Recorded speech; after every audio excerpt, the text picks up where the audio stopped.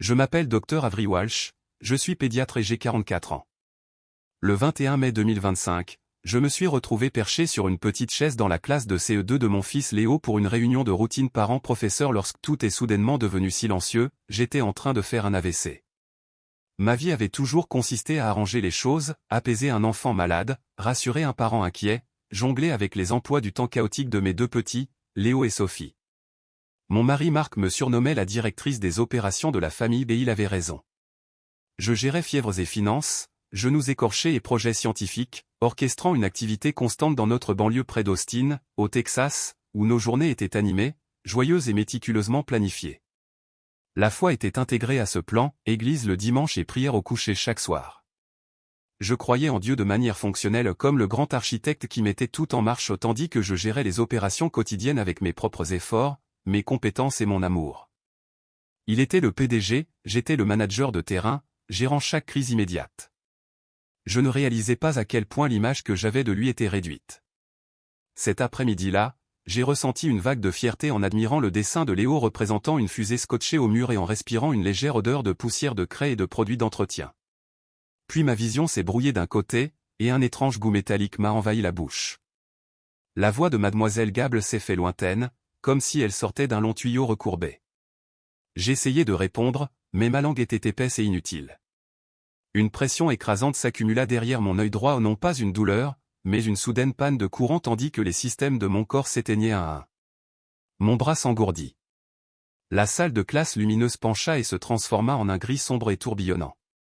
J'entendis une chaise grincer tandis que mademoiselle Gable se relevait d'un bond, puis, le silence absolu. Il n'y avait ni noirceur ni vide, seulement un profond silence, comme si je m'éveillais d'un rêve à une nouvelle réalité. Je percevais un léger mouvement, non pas une attraction, mais une arrivée. Quand j'ouvris les yeux, je me tenais fermement debout, non pas dans cette salle de classe familière, mais dans un lieu indescriptible, un vaste atelier en plein air baigné par la chaude lueur dorée d'un coucher de soleil permanent. L'air lui-même semblait vivant et solide, vibrant d'une énergie créatrice silencieuse. Les établis s'étendaient à l'infini, chacun garni d'outils que je ne pouvais nommer. Des projets à moitié terminés flottaient à proximité, des galaxies tourbillonnantes contenues dans des bocaux en verre, des montagnes sculptées dans la lumière brute, des plans complexes de fleurs qui n'avaient jamais fleuri sur Terre. C'était un royaume d'art sans limite, d'artisanat divin. J'ai baissé les yeux et me suis retrouvé vêtu d'une version blanche et simple de mes propres vêtements, mes mains et mes pieds exactement comme ils devraient être, au plus réel et plus solide que je ne l'avais jamais été sur Terre. C'était comme si ma vie entière n'avait été qu'un rêve flou, et que maintenant je m'éveillais à une réalité limpide. Je n'étais pas seul. À un établi voisin, un homme me tournait le dos, vêtu d'une robuste tunique d'ouvrier.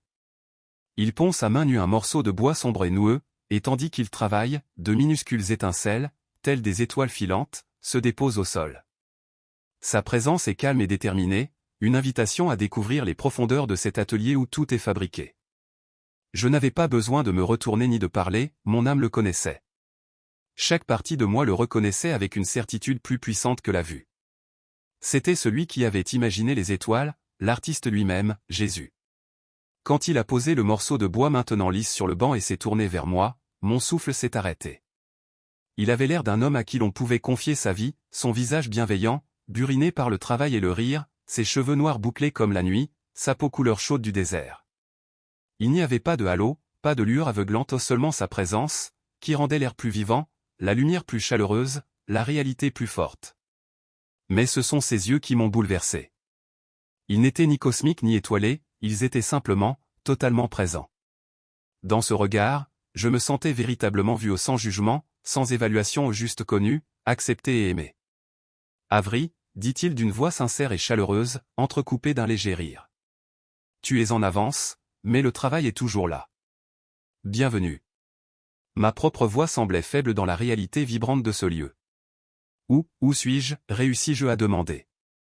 Chez nous, répondit-il en désignant l'atelier autour de nous. C'est ici le véritable endroit. Ce que vous appelez la vie n'est qu'une ombre belle et importante, mais une ombre quand même. Il commença à marcher et je lui emboîtai le pas, je ne comprends pas, murmurai-je. Avec une gentillesse patiente, il m'expliqua, tu as passé ta vie à soigner les ombres des enfants, une noble tâche.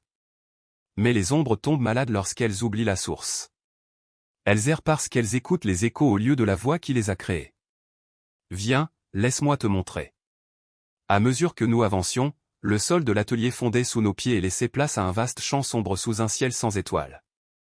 Le sol flamboyait de milliards de minuscules flammes vacillantes, chacune d'une couleur et d'une intensité différentes. Certaines brûlaient intensément et avec constance, d'autres crépitaient, vacillantes, sur le point de s'éteindre. Chaque personne est une lumière que j'ai allumée, dit Jésus doucement. Elles sont censées briller avec éclat et réchauffer le monde, mais dans les terres obscures, des vents cherchent à les éteindre.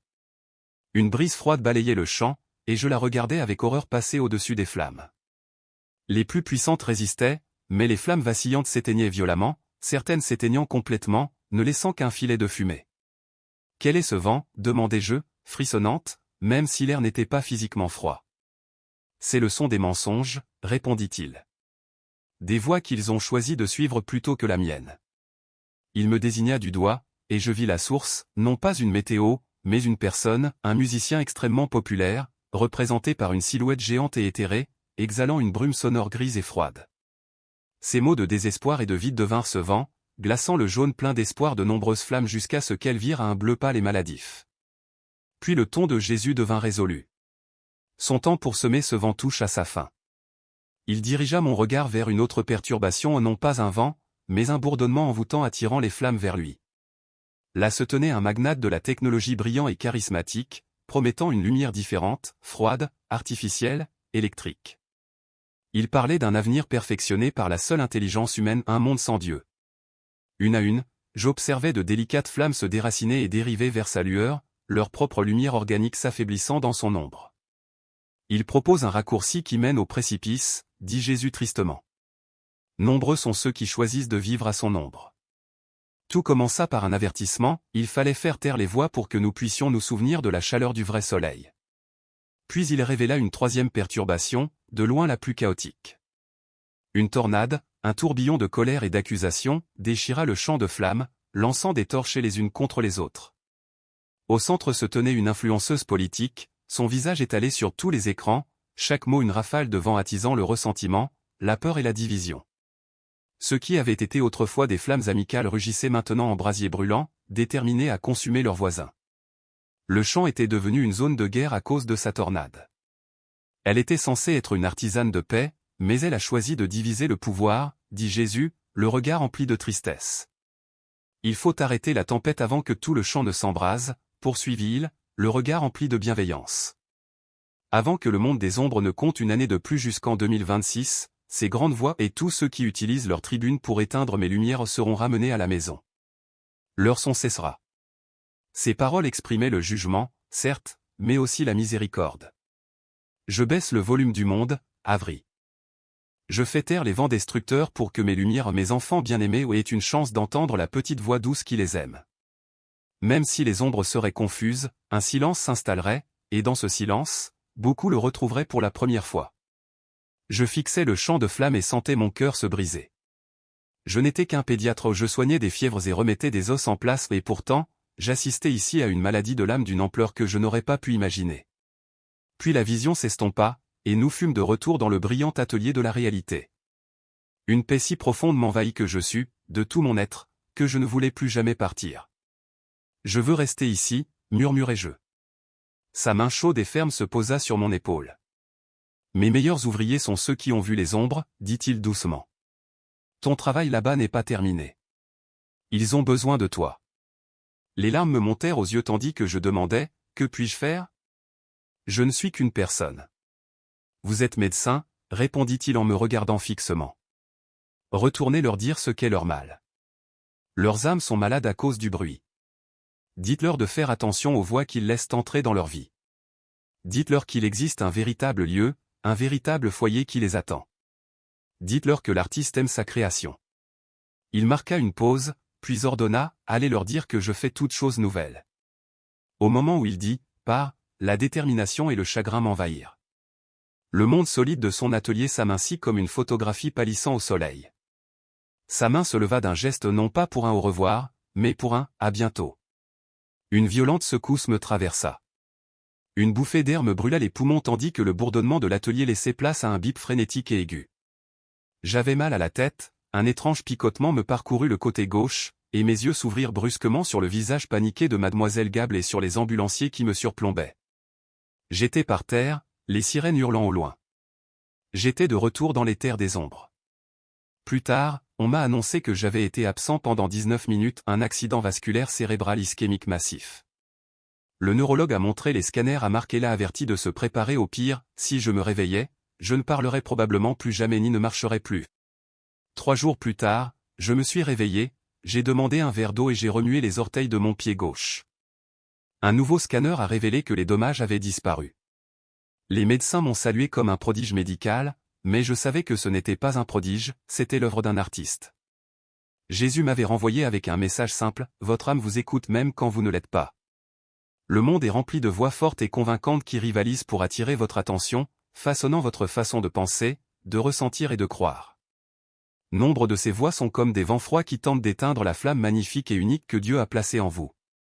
Dieu ne vous demande pas de vivre dans la peur, mais d'être sage et de choisir, baissez le ton, passez du temps dans le silence et demandez-vous si cette chanson, ce spectacle, cette personne que vous suivez rend votre flamme plus vive, plus aimante, plus pleine d'espoir, plus bienveillante ou vous laisse plus froide, plus colérique ou plus anxieuse. Le grand artiste est réel, et son atelier est réel. Il vous appelle à travers le bruit des ombres, vous invitant à rentrer chez vous. Il suffit de rester immobile pour entendre sa voix.